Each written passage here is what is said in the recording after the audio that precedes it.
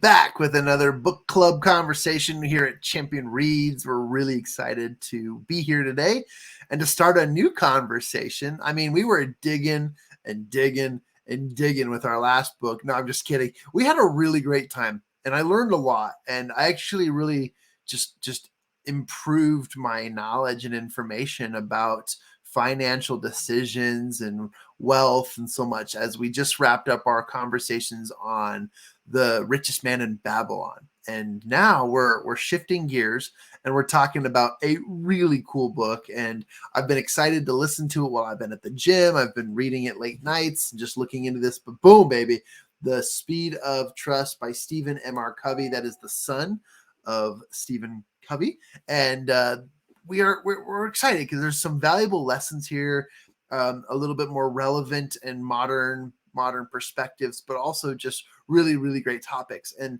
nobody wants to feel like they're alone in this world. Trust is a hot commodity. It is something that is very, very valuable. And I think a lot of us can agree with that. And joining us today, of course, are the executive producers, Mr. Ian Sturmer. What's up, Ian? And then joining us as well, we have some teammates from the Champion Circle team. We got William Blake and Rachel Rampton who'll be jumping in our conversations as well.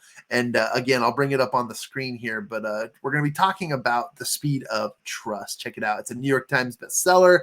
All you need to know is that over 2 million copies have been sold. Holy cow, that's awesome. And then the purpose of this book is it really is the one thing that changes everything, and it comes down to trust and what it entails and the lessons that are learned. It's a little small to see, so I'll pull that off the screen. But we're really excited to jump in this, and I'm grateful to kick things off. But I want to start off by just sharing that the premise of this awesome book is here. You've got Stephen M.R. Covey, who is the new executive who is tasked with handling the aftermath of a huge merger. And that's between the Franklin Group and the Covey Group. And they all come together. And these are two major corporations in sales and marketing and so forth. And he's tasked with having to bridge gaps as literal bridges are being burned in each of these industries and in the companies and throughout the relationships. Anytime you go through a merger at the big corporate space, there's a lot that goes into it. And, I used to work with a great real estate office. At the time, it was Coldwell Banker. Now it's Colliers International. And there was a time where we went through a massive merger. It was one of the most successful and, one of the most highest paid commercial real estate offices in the state of Utah. And the stalwart and fearless leader, Brandon Fugel, who's chairman of that company, he wandered into a merger and acquisition of several offices throughout the country. He picked up a office in New York City, and he picked up an office in Miami, Florida, also Denver, Colorado, Phoenix, Arizona, Southern California, and Los Angeles as well. I know. Los Angeles is Southern California. You guys are going to get mad at me here, but even parts of San Diego, Irvine, and so forth. And as one of the PR managers of this corporation, I was tasked with that step of connecting with these offices and getting them up to speed, bridging them and our marketing team at corporate, which was located in Utah. And how frustrating could that be if you're used to what you do in New York City and all of a sudden some Westerner with a weird accent is now taking your commands from your marketing requests. And that's a hard thing. And I just want to kick it off by today's story by just sharing, I highly relate and understand the story as I was there. I was part of this. This was such an interesting experience in my life and time. And I'll wrap up by just saying this, that there are times that I failed and there are times that I succeeded. But building trust between organizations is really, really, really important. And, as a manager who was sort of fielding the conversations between these corporations and these new offices and these individuals, I fell flat on my face on a few times. And I also, celebrated wins with other offices. But to this day, it was a valuable lesson to be learned. And Stephen Covey shares that in his book, how he had to do what was necessary to help both organizations see that it wasn't them against us, but that it was a true merger and acquisition, and that there was a way to work together towards their goal. And the company was frightfully looking down the barrel as it was starting to dip in sales and not see its returns as usual. And you're probably thinking, oh, well, they had millions and billions of dollars anyways in sales, but that dries up quick when the creek has a leak. And that happens when your team isn't working together. So trust is the foundational principle here, and I'm excited to get into it. But I'll share more examples and stories later, but I can't wait to open up the microphones and allow our team to jump in. But really the powerful purpose of all this is that in the face of change, which is the inevitable but also the most feared part of most people's lives and stories, that you can overcome these pressures, and you can build trust even when you're facing conflict, even when you're facing moments of angst and so much more. And in this book, he kicks things off by saying, the one thing that changed everything, and how trust affects the trajectory and the outcome of our lives, both personally and professionally. So what can we do to change it? And we'll open up that conversation in a little bit, but I just wanted to give you guys a few examples. But I also know that we wanted to talk about some other cool principles too. Ian, what would you like to add? Yeah, I was just listening to what you were saying with that. And I thought, mergers and acquisitions, and that phrase hit me when you said it, because there's a difference between a merger and an acquisition. And I think that trust issue that Franklin and Covey groups were looking at is this a merger, or are we being acquired? And one is working together and taking the best of everything, and the other is one dominates the other. So trust really is what that comes down to. Do you have trust for the people that you're working with, the people that you're going to be merging with? And when I look at this, if people aren't familiar with Covey and Franklin, what two companies could be better to work together than two personal development, time management companies based a couple miles away from each other in Utah, in a little bubble community, founders with similar backgrounds, teaching the same principles. It's like, wow, this is a marriage made in heaven. But yet there was fear, there was worry, there was mistrust going on there. So if that can happen with these two companies that are so similar to begin with, what do other companies out there face? And it really comes down to, if you wanted to join these things together, whether it's a merger and acquisition or just a business deal, to make it a merger instead of an acquisition, do you have that trust? And I want to pivot a little bit with your permission here. You were talking about how companies can build trust to each other, and how can we have trust from one company to another? And you started to say something, and it kind of goes to the first principle in this book, is if you want to have credibility with another company, you need to have credibility with yourself first. Before you can get someone else to trust you, you have to be able to trust yourself. And I think that's a key part of this. If we're jumping to that part, if we want to talk about the premise more first, sorry. No, I love this. Let's jump in. This Yeah. is great. Let's jump in. Okay. I'm going to keep talking for a second then. So this is by Covey, but I'm going to bring up another book for a second here, which is written by Hiram Smith, who is the founder of Franklin Day Planners, the other half of the Covey-Franklin merger. He wrote an excellent book that never shows up when I try to put it on my screen here. 10 Natural Laws of Successful Time and Life Management. This is one of my favorite personal development books of all. And I just want to read you the two first laws, Law 2 and Law 3. It says, your governing values are the foundation of personal fulfillment. And Law 3, when your daily activities reflect your governing values, you experience inner peace. So when we're talking about trust, we need to build a trust for ourselves first. And, rhetorical question, but how can we trust ourselves?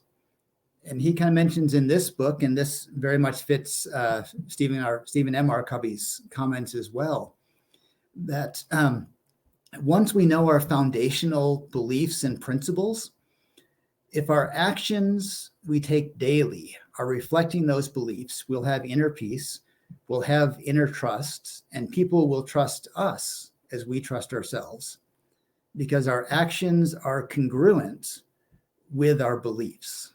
And that's his core one. Is your integrity, are you congruent? So maybe I'll turn that back to you to talk a little bit about, how do we define our core beliefs? How do we create actions that follow those beliefs? How do we live a life of integrity? That should be easy to answer, right? It's yeah. As a business owner and multi-business owner, I love this question. And, it's fascinating to me because it really does change every single time. And the reason why is, yes, our core values are always with us. But yet when it comes down to it, describing and helping people understand that, it can be difficult to describe. And I love this because, again, when it comes to building trust in the first place, you have to have, like you mentioned, Ian, credibility. And that credibility is established through your values, your interests, and obviously integrity is a huge one. And we could go into some strategies and some tactics or just some tips on how to develop that with individuals. But amongst yourselves, like when you are a integritous person, okay, when you have we'll call it an aura, or people perceive you as somebody who is, one, approachable, two, trustworthy, but three, a leader, somebody who you can follow or even listen to and say, and not be skeptical of what they say. That comes from not only a track record, but also somebody who proves who they are. Everyone is able to say words, like we can all babble out stuff, anything we want to share.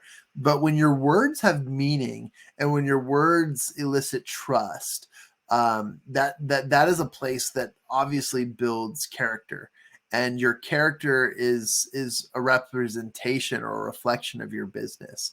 When it comes to like creating a company mission and vision, I know this is something that we talk about a lot at Champion Circle, like really being clear on what we're working towards. That information is valuable. And remember, like, you can come up with some really great words, and words carry value, but it's the actions behind the words that implement the feeling and perception of that business and who they are, that create the trust, or that create the foundations for believing in what's happening behind the scenes and for the scenes. Anyways, when you talked also, Ian, about the merger, I literally I really had this image in my brain, and I always do this, but I had this image in my brain where the Franklin Covey group, the Franklin group was all sitting at their desks, and all of a sudden these Covey people keep rushing in the office, and they're like, arm wrestle, do it, we got you. Like that's not how it goes, but it does seem and feel that way when you talk about these mergers and acquisitions, because it truly can feel that way, even though that's not the reality. And people's feelings are huge in the process of connecting with one's trust, but also building credibility within a business and to each other. Credibility is earned; it is not bought. Credibility is created through repertoire and existing actions and things you do. So, really, if you think about it, Ian, what credibility comes down to is how you treat others. And does your message, your mission, your vision, your your goal of as a company doesn't match with what you're saying and doing. I think that that's the simplest way to say it and project it. Yeah, I love that. It really comes down to your actions. We can say great words, and we've all listened to a politician give a great speech and wonderful promises, and boy, they're a likable person, but we may not trust what they're doing. We don't see the actions.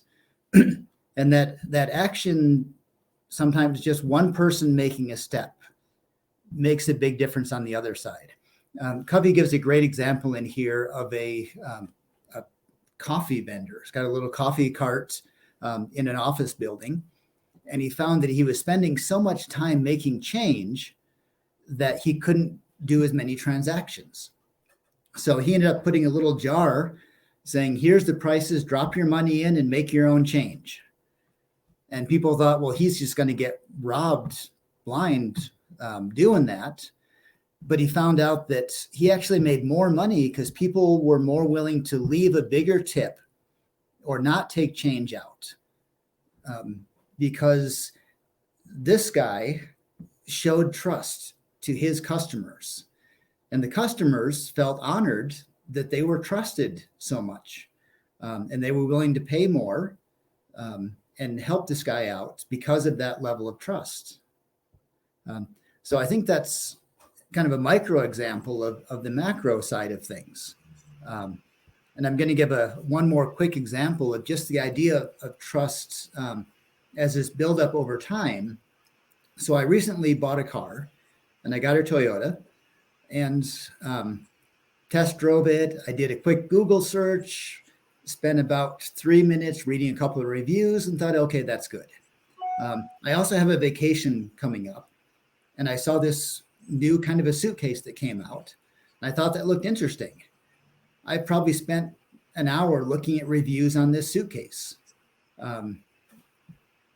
$300 suitcase versus a much more expensive car. I spent way longer researching this suitcase than I did the car, because not that I'm endorsing Toyota here, but they build up a reputation over time. I've owned them in the past and I've been pleased with them. I didn't feel the need to do the research on that bigger purchase because there was a trust built up already, where this unknown brand for a smaller amount of money required a lot of research to build a trust for me. And I think that's kind of the premise here of trust, integrity. How does that affect our business? How can we speed up our business? Because trust, like he says, is a commodity. It's not a concept out there in the ether. It's an actual commodity which has a monetary value to it. I love that. I have a couple examples I want to share too that you ignited in my thoughts, but I also wanted to pass it down to William. Willie, would you like to share any thoughts on that as well? Yeah, I would.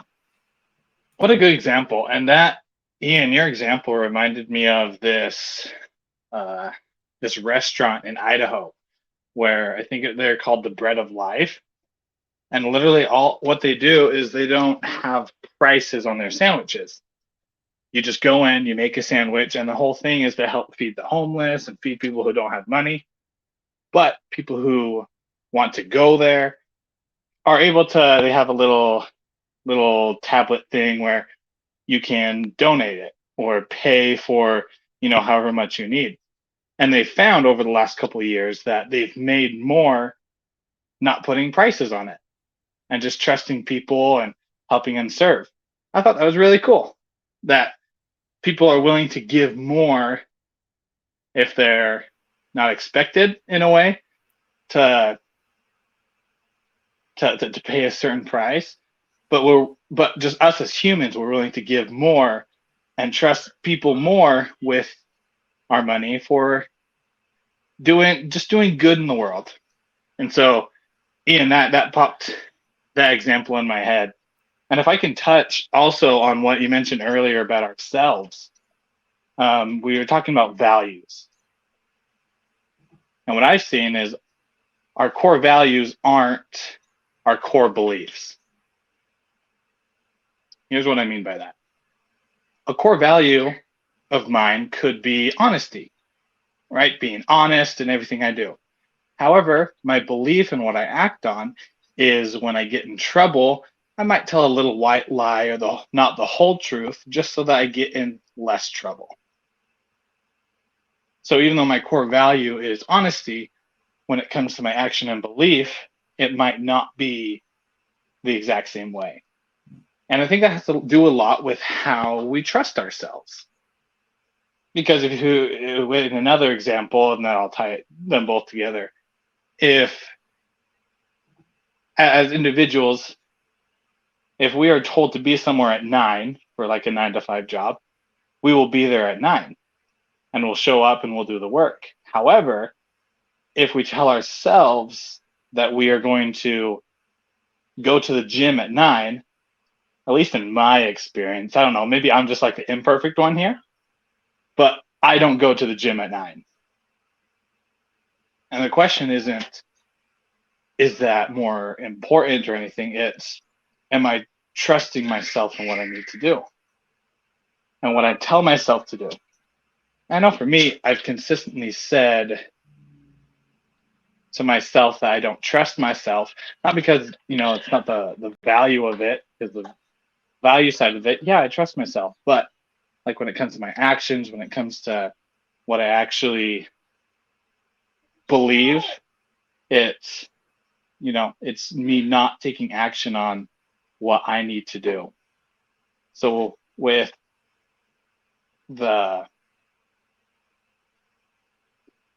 taking that trust in ourselves, I like how you brought it up at the beginning, Ian, because it's so important to not only trust with other people, but there's trust with ourselves.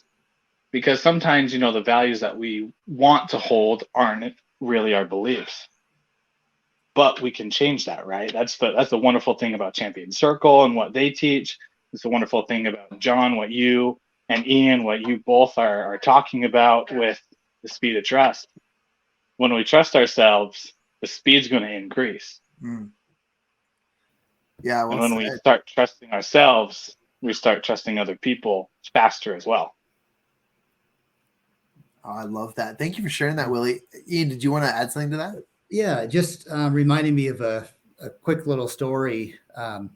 So the college I went to has something called the Honor Code. And I believe it's the first president of the college, Carl Mazer, made this comment. I just looked it up to try and get the wording right, but I'm going to paraphrase anyways. He said, if you put me in a prison and you can build the walls as high as you want and dig them as deep as you want, in time, I may find a way to escape that prison and get out.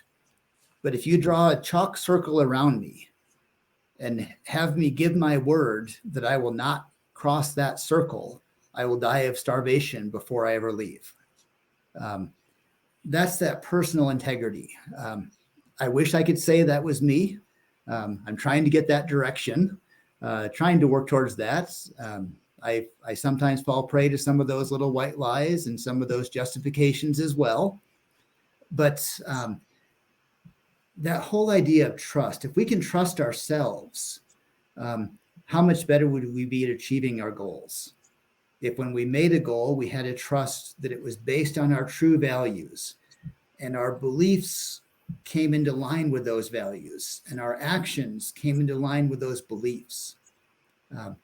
We may not have to write anything down because we'd be doing all the things we're supposed to. I need to write them down. I think I've shared one of my favorite quotes is a goal not written down is a hallucination, not even a dream. But that trust has to start at the beginning, and it has to start on what is your real core value, and those will extend to your beliefs and to your actions. And from there, other people will see your actions, and from your actions, they'll understand your beliefs. And from seeing your beliefs, they will get to understand and respect your values. If I can make that a whole circle that comes around.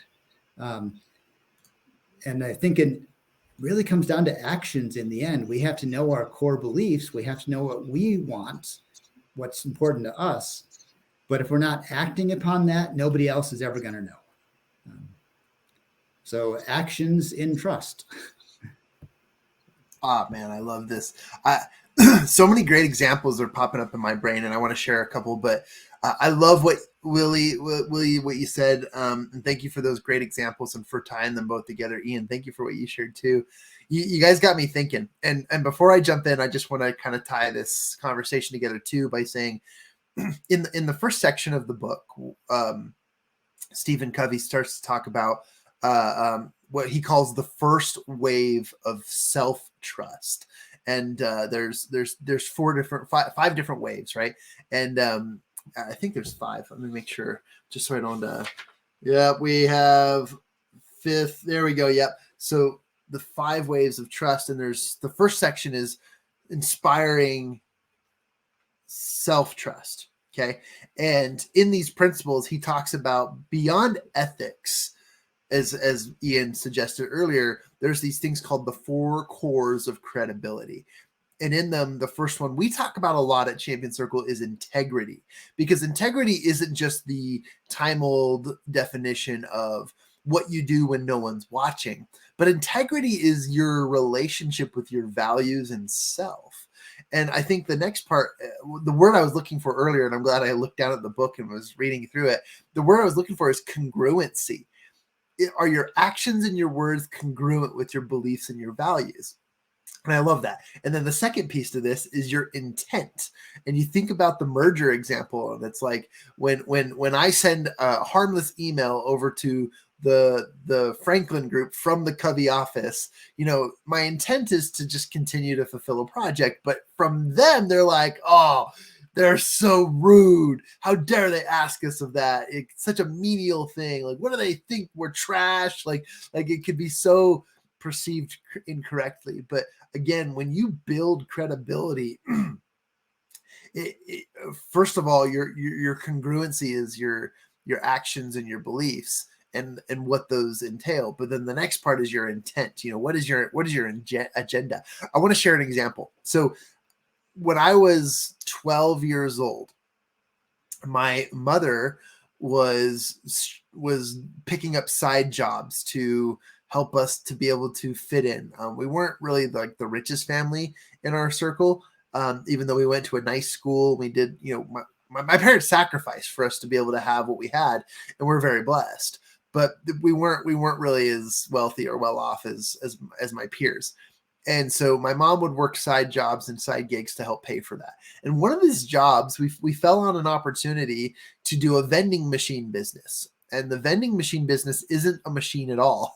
It was actually a cardboard box, like a cardboard box as big as my table here. And it more so looked like a tray. There were these blue cardboard trays. And in them had little sections. And what we would do is we'd go to Costco, we'd buy bulk snacks, we'd position them and package them. And as Ian was sharing earlier about the honor code, we had a little jar in the corner of these boxes that said 25 cents honor code, pay as you will. Okay. And everything in there was 25 cents. So there were Snickers, there was chips, there was grandma's cookies. There was all kinds of snack options for people to come in, drop a few coins, and to take from it. And what we would do is we would do this regularly. Every other week, we'd go in, we'd exchange the boxes, and we would leave them in these corporate what do you call them? Break room spaces, so that people could come and pass. And it was actually pretty lucrative. I mean, this was before we could afford buying a physical vending machine where you get pop and soda or you click on your snacks. We didn't need to. We just went off this honor code. And I wanted to bring that up because what Ian and William just brought up for me was, in order to receive trust from those who you work with, you need to give trust.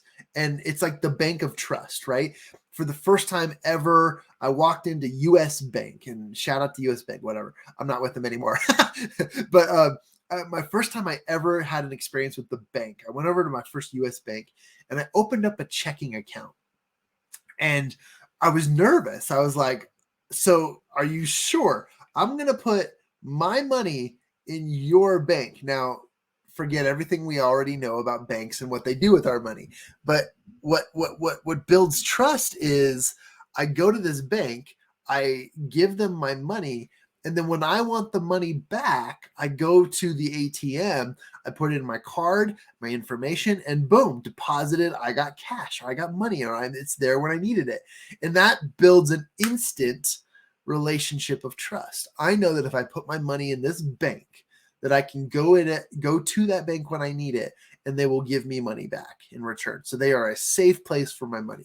I get it. There are other things in conversations, but this is just a good example. So you build that bank of trust through transactions with each other. So in order to receive trust, you need to give trust. And that was just something that illuminated in my brain as you guys were talking about these relationships. And I like that example, because truthfully, trust that is received is trust that is given. It's a reciprocal relationship, and both and all parties need to focus on that particular project or that particular transaction. So I just thought that was interesting, and I don't know if it spurs other opportunities to share, but I like that idea. And by the way, you guys want to know, yes, the candy business or the vending machine business was a success. We were able to go on like vacations and stuff and pay for things. But I think that by us putting out their honor code, people were like, these people are just good people. They're here. They're providing us snacks. Boom. Yeah, there were some times that people forgot. I'm just going to assume that they forgot to pay us.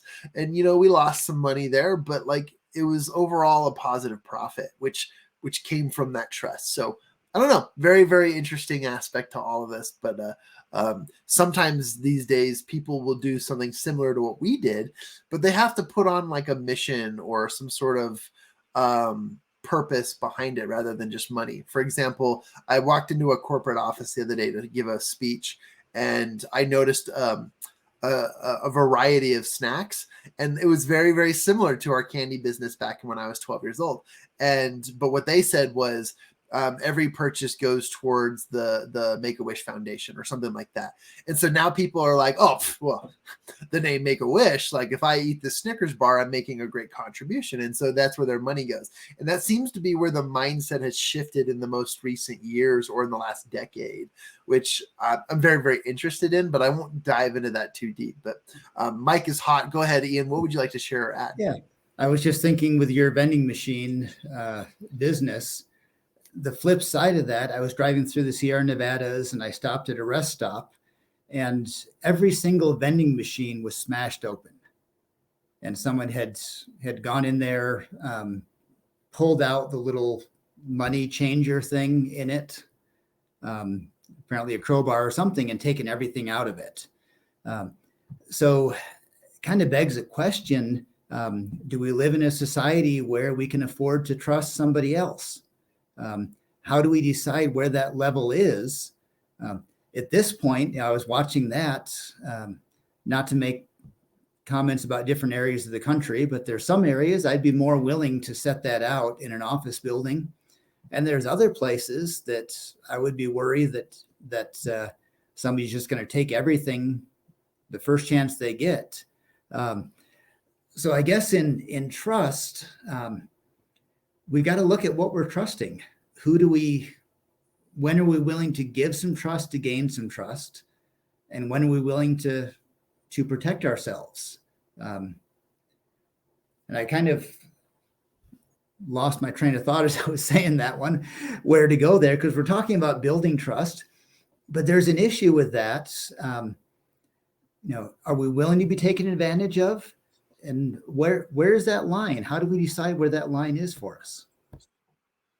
Yeah, I'll jump in and add what I feel like, and this is a great transition because in the first wave of self-trust and within the principles of the 4 cores of credibility, the third core after integrity and intent is capabilities. And are you relevant? I think that's a big aspect to this, and honestly, I think it has a lot to do with what culture, and we talked about culture in the green room earlier, what culture entails. I mean, when companies are formed, okay, it really is. I mean, it is a process. If a company takes life like a human body does, okay, there are growing pains, there are things that have to shift, there are muscles that have to grow, there are organs that have to develop, there are systems that need to continue to expand and become specific. And there are just so many things, but the lifeblood of any company is cash flow. And then the growth of that company is the organization and culture within it to keep its cash flow flowing and also thriving. When the creek dries up, that's when things go south. And I think that this is just an important principle.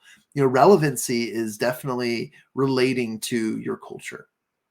Let's just say I watch this stupid TV show on occasion. It's on Apple TV called Mythic Quest, and Mythic Quest is about the founder and creator of a video game that went absolutely viral and has millions and millions of users. But the whole drama of the show is the wild personalities within this exploding business, and internally the business is being destroyed because these people are just some of the most untrustworthy individuals, and their drama is hilarious. It's kind of an entertaining movie or TV show, but at the premise of all this is that each person is hoping and expecting more for the outcomes that they put in, but they juggle the relationships around them in order to be relevant, in order to get the marketing and artist or the creative department behind it, and you get the sales department on the same page, and the executive directors to believe in their vision and so forth. And any expansion of their new video game, can they grow it? And it is an interesting example though, because again, relevancy has a lot to do with the relationships within. And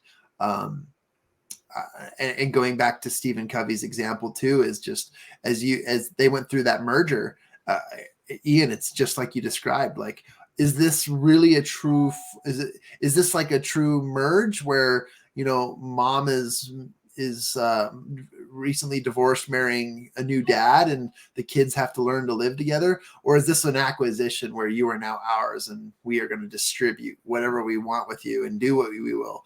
And that comes from building that culture and that relationships within. What are your thoughts too?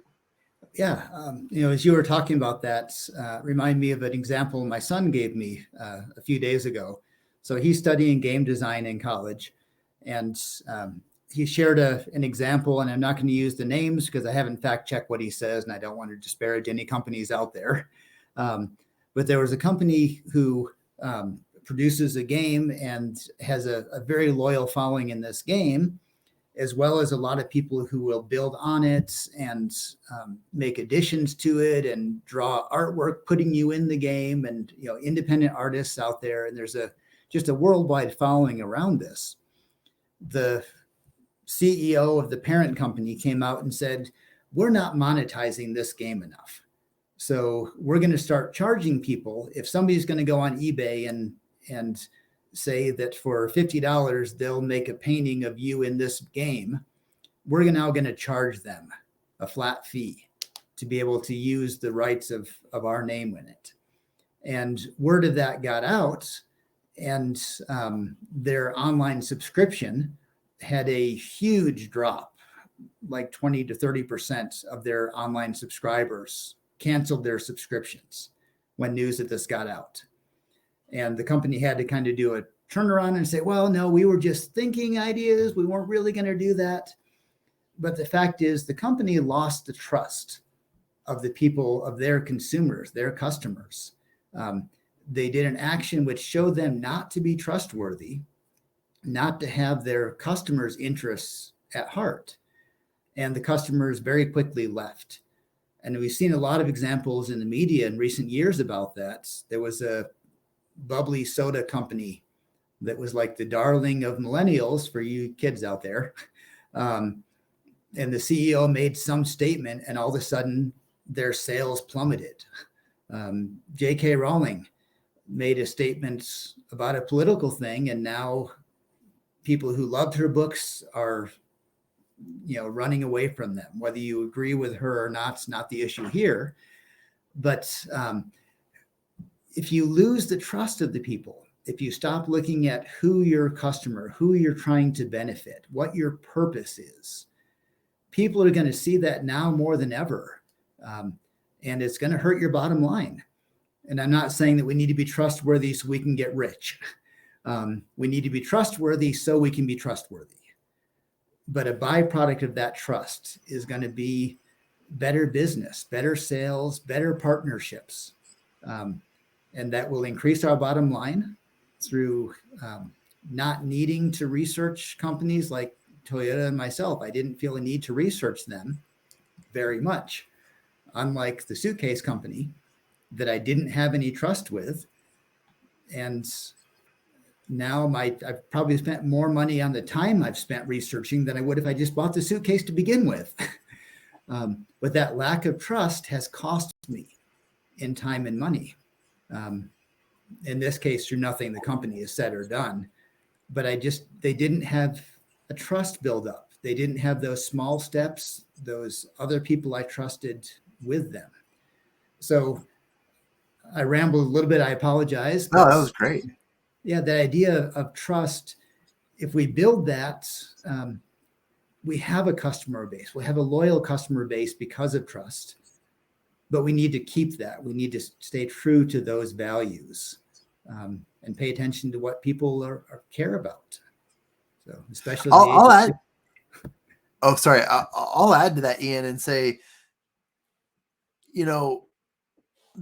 being intentional and aware of your actions and your words is very, very important. The second we let down our guard and start saying things that we don't mean and shooting from the hip, recognize that there are so many ears listening. It's fascinating to me too that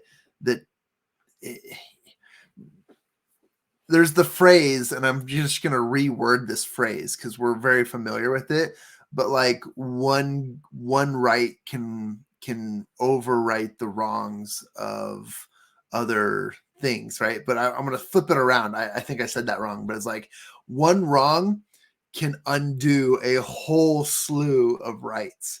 And that's how you can lose trust so quickly. It's just one thing.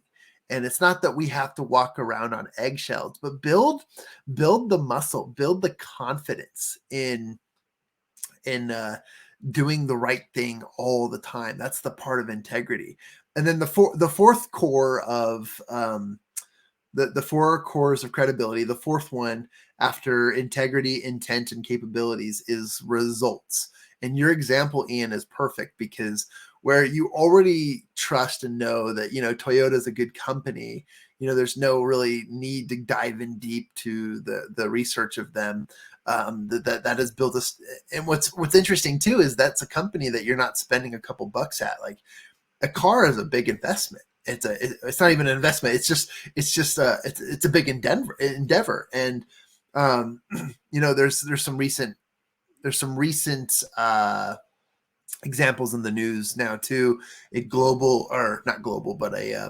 A small cookie company that started out in Utah and is growing crazy by the name of Crumble has been under the watchful eye of the nation, as there's a lot of internal distrust, as they may have stolen marketing or stolen ideas from other businesses and companies. But there's just a lot of interesting drama that goes in there. And I'm not going to stir up the drama, but I definitely think that when it comes to track record, right, that you definitely trust them more. For example, and here's two really great examples. Number one is Amazon versus other apps, right? Amazon has spent, almost over a decade of building that trust. And one of the ways they did that was same day delivery. Prime members get free delivery, and also just allowing good quality products to their app, right? To their store, their website. And for the most part, and I know that there's probably people listening to this, they're like, no, I always return my Amazon stuff. It's junk. But you guys are picky, okay? I'm not picky. For 9 out of 10 times, I keep what I buy on Amazon. And I know that's probably an anomaly compared to most people these days who are addicted to returning things. But hear me out. I have built trust with Amazon, knowing that mostly what I buy from Amazon, I keep. And I've gotten pretty complacent knowing that I rely on the fact that I can get it in a day or two. I know that I don't have to pay for shipping and that things are good. I've built a trust with this company that reliability is something that I really am close to. Their track record is proven out with me. It's checked. And, but another company that I've tested just for products and getting, better deals and stuff like that is an app called the Wish app. If you guys are familiar with the Wish app, it's off-brand products that are shipped and made from the Abu Dhabi app. I forget what it's called, and they're sourced out of China and other countries, and then they're shipped over here to us. And there's some pretty cool, trendy things from watches to apparel to gimmicks, like technology and certain things. It's a pretty cool app. If you go shopping on it, the marketing is amazing. But when you actually buy the products, it's cheap. Like, you literally are purchasing what you're not getting surplus sales. You're literally buying the cheap stuff that doesn't really last. And after 2 or 3 purchases, you come back a couple months later and like, maybe the quality's gone up, and you keep purchasing and you're just like so disappointed. And it's like, okay, I've completely deleted it from my phone and not even gonna let it tempt me, not even the option, because I've just been duped by it so many times. And it should take once, but sometimes you're just like hopeful that it's great, and you put that trust in it for so many times. But it really has no track record in my brain. And I'm not trying to throw certain companies under the bus, but if you want really decent quality products compared to the Wish app, you go to Amazon. You buy things online from there or from the stores directly. But it was a really, really positive example. And then the last thing I'll share, and I'll pass it off to somebody else, is, this isn't just a business example. I think this is a life example. Whereas when you grow up, right, there are qualities, there are habits, there are things you pick up from your parents, from your family, that you may think, oh, I'm going to do it differently when I'm older, or when I raise my kids, I'm going to do things differently. And for the most part, some people say that and they do it. But in other words, like, most people tend to fall back on what they know, and that track record is what they experienced. And by treating others a certain way, they continue to perpetuate that by treating their children or others in a way that they've been treated their entire lives. And so it is the track record and the results. You are what is that called? An accumulation of the results in your life. And I think that's just an interesting perspective, because it's not just about business, it's personal integrity as well. But anyways, I'll stop my little escapade here and pass it off to Ian or anyone else who would like to share. Yeah, you said it's building that trust in the little things. I read a little while ago, and I forget the name of the rock band, but it was one of the big bands. And they have a list of requirements when they go to a concert. And one of them was, in the dressing room, they would get a bowl of M&Ms with no red ones.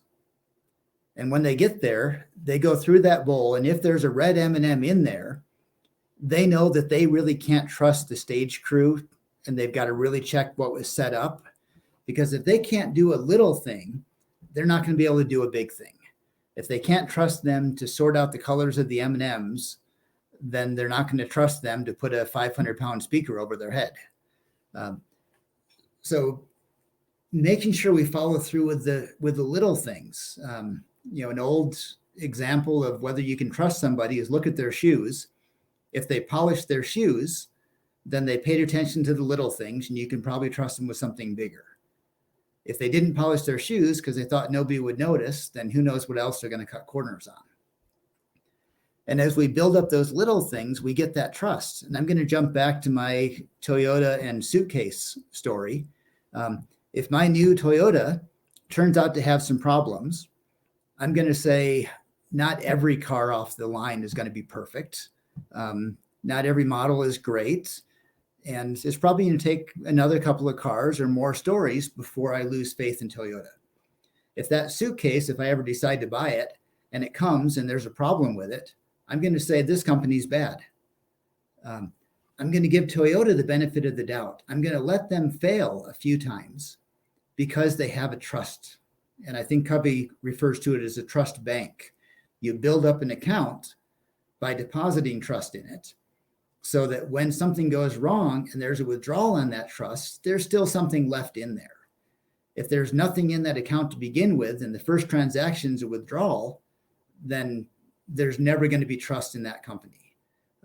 So the more we can build that trust, the more we can put deposits in there through showing ourselves to be trustworthy through our actions, and through giving trust to other people, and showing that we trust them, it's going to build up that bank account, that trust account, so that it's there when we need it. Because if Toyota loses me as a customer, I'm probably going to buy a few more cars. I'm not going to make or break their business. But everyone I talk to about their cars, how many people are influenced by that? How many people are influenced down the road? It makes a difference. Whereas that trust being built, even a bad experience with a good company will survive. A good experience with a bad company may not build enough, and it's still going to fall apart. Well said. I love it. I love the concepts we've covered today, and I want to give it an opportunity to anyone else who would like to share.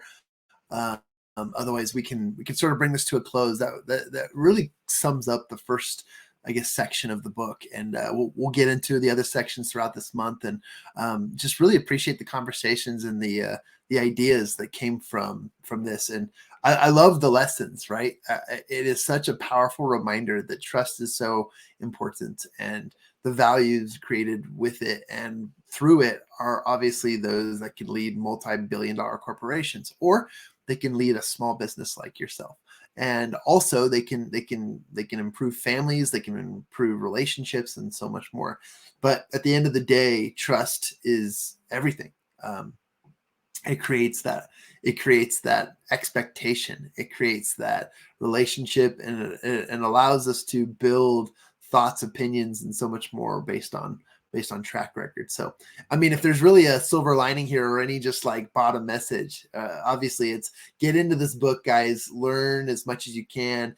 And this is one of those reads where you really don't have to dig for lessons. They're already there. They teach you, they're numbered out. Like, one of my favorite sections in this first part of the book is trust issues affect everyone.